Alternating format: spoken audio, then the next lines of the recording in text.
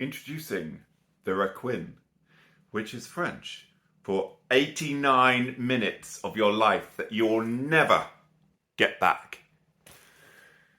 Welcome to Cinema Society Saturday. We're here once again, my wicked darlings, where a group of like-minded deviants are paired up and issued a theme. This week's theme is underwater. I've been matched with Frenchie.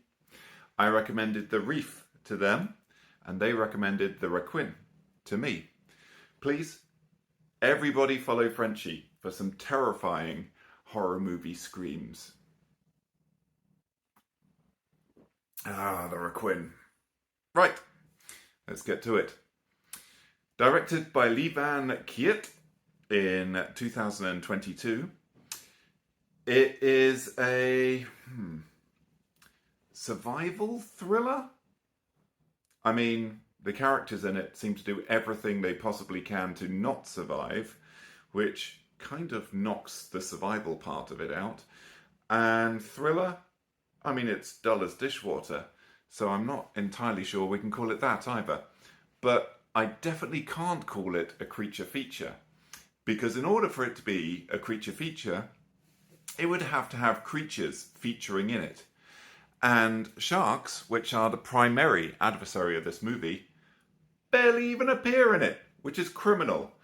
Fact, there are more sharks in this review than there are in the movie. The story follows Alicia Silverstone, who plays Jaylin, and Kyle, who is played by James Tupper. Now, as a homosexual man, I am legally obligated to adore Alicia Silverstone in everything she's in, which means this movie has even made me question my own sexuality. Maybe I'm straight. Who knows? Anyway, this young, delightful couple are stranded at sea after a tropical storm. And then their villa is washed into open water. They're given every opportunity to leave, but no, they make the conscious choice, maybe we'd best die. So,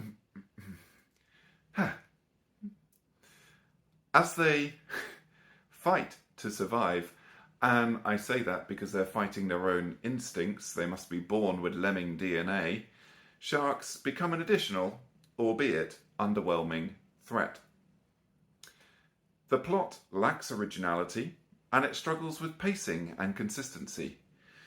Implausible scenarios and poor execution overshadow themes of grief and resilience. Character development, shallow again. Jaylin's backstory, barely explored. And Kyle, oh my god, I wanted him to die immediately. He's like the worst husband, the worst human being. At one point, because there's a miscarriage, he threatens her with divorce. Like, come on. I wish there were some sharks in this movie so they could just eat him. Instead, they let him linger on into Act 2. Oh, that's spoilers. But you know what? The biggest spoiler is, don't watch this movie.